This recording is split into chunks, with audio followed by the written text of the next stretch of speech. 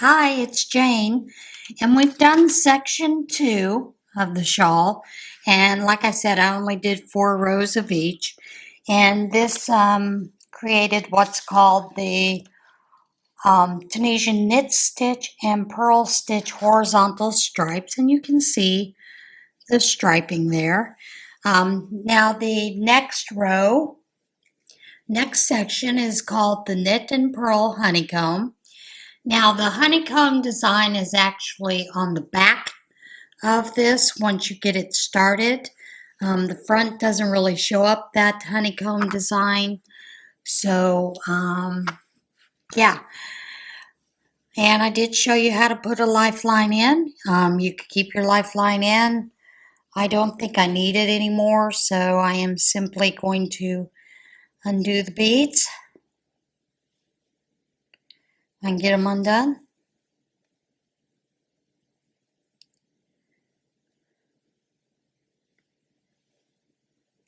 Tied them too tight, folks.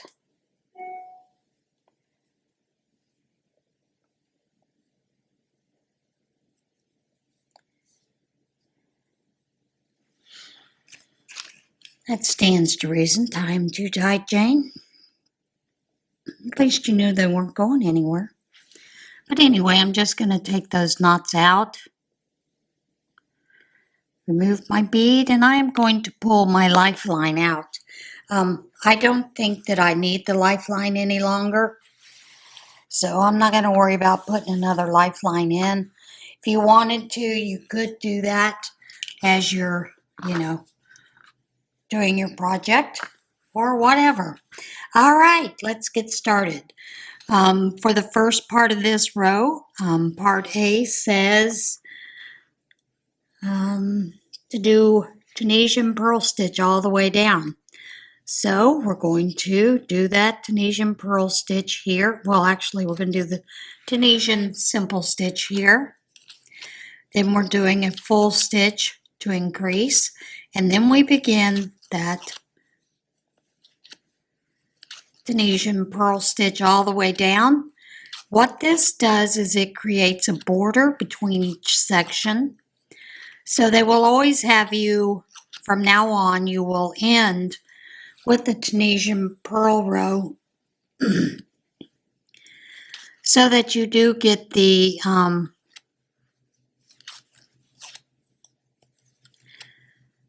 that ridge there, that it shows a difference between the sections. All right, I'm going to go ahead and do this off camera, and then I will come back to you and we will start the actual pattern for the Tunisian honeycomb. All right, be back in just a second. All right, I've done my return row for that purl stitch.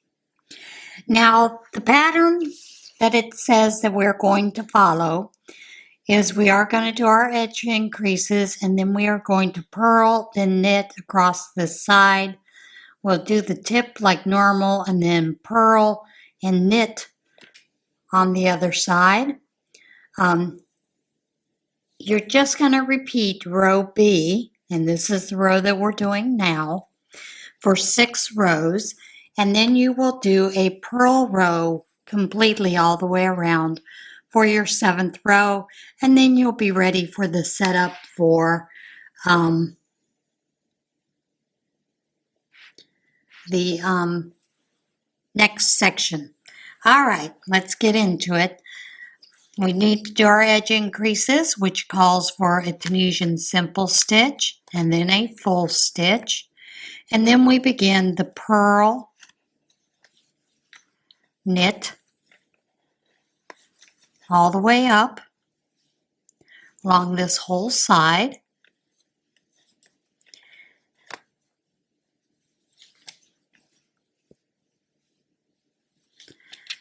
Purl followed by a knit stitch, purl followed by a knit stitch, purl followed by knit, and I'm going to do that up to the center point to the tip, and then we'll go over that tip again on how to do the tip. because we do have an increase there. See when I get there. Now I'm up to the tip and I've got to do a couple more stitches. So I was knit here, purl, and then knit stitch. Now we are at where the yarn over was of the row before. So we'll do the full stitch here, yarn over, do a knit stitch into the tip, but it's an extended knit stitch, so we'll chain one, then yarn over, go into that next yarn over from the previous row, do your full stitch, and then you start the pattern again on the other side with purl knit.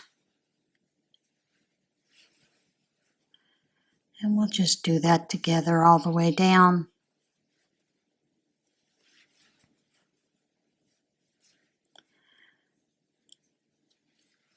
Because we have to remember to do our edge stitches, which have some increases in them as well.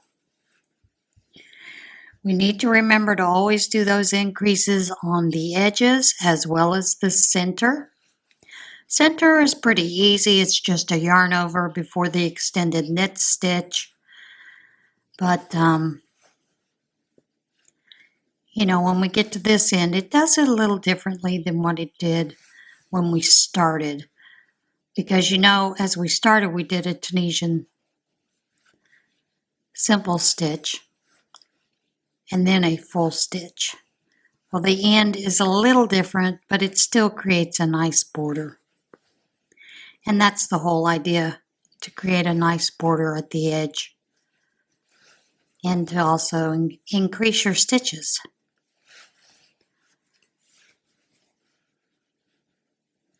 Most shawls do increase at least 4 stitches per row. Some do 6. Depends on the shape that you're looking for. So, and of course, you know, the purl is with the yarn in front, go through the stitch.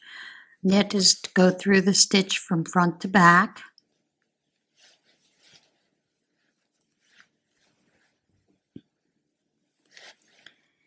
And we're coming up close to that end.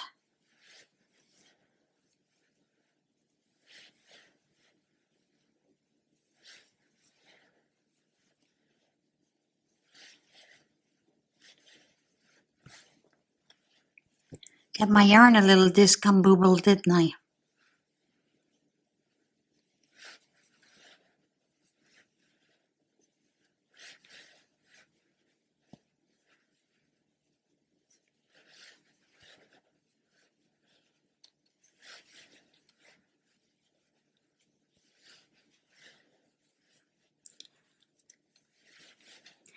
And now we are at the end for our increase.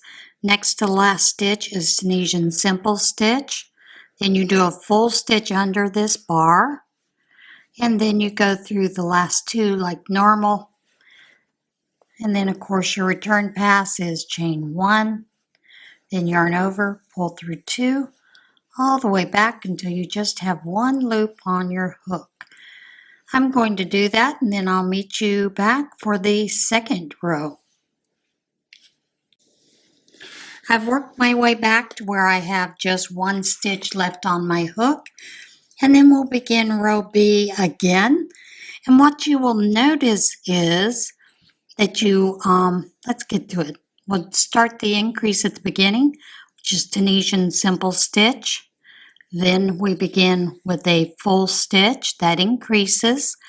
And what you'll notice here is as you begin these rows, you'll automatically see that you're going to do the opposite. This is a knit stitch. We're going to start with the purl, and then we will put a knit stitch in the purl stitch. The way that you know that it's a purl stitch is you have the bar that goes across the bottom of the stitch. All right. And I'm going to do that all the way up to the center. And the way that because you've done your increases, all you have to do is repeat row B over and over, and you are going to get the right stitch for that honeycomb. Now, you'll notice that this honeycomb is a little different. The past honeycomb that we did was a Tunisian simple stitch, purl stitch, Tunisian simple purl stitch. And there are several different honeycomb patterns.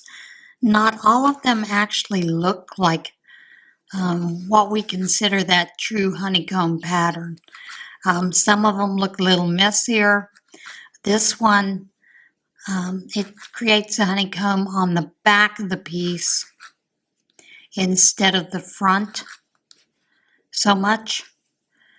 So that is a little bit of the difference that you see with this type of honeycomb stitch, doing a knit and a purl. But it does create a beautiful fabric either way.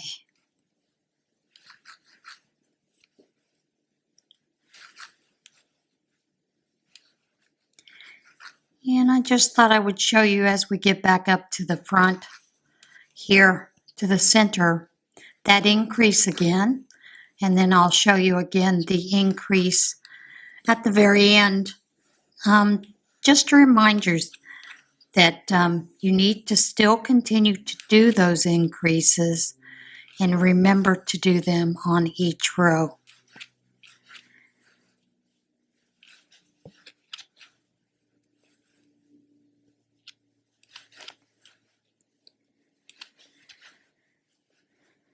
I always think it's interesting because I have a lot of people tell me that they could never do Tunisian, it's too hard. It's not hard, folks. It's just a different way of doing something. You know, you can do more than you think you can. All right, we've gotten up to this center again for the tip, and we have to do a full stitch in that previous yarn over, then yarn over. Then we do our extended knit stitch in this one, which is pull up like a normal knit stitch, then chain one. Yarn over again, go into the next yarn over of the previous row, pull up a stitch. Then we begin our stitch pattern again with purl, knit to the end.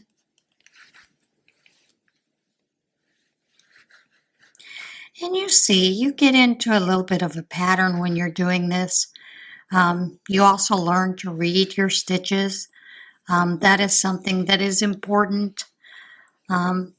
If you knit, you already know that you're going to see that purl bump in the front. If you do not knit, that's how you tell a purl from a knit stitch, is by the bump that is in the front of the stitch. And that's what's meant when they say read your stitches. It's kind of like, you know, when you're doing any crochet pattern, say you're doing a shell pattern,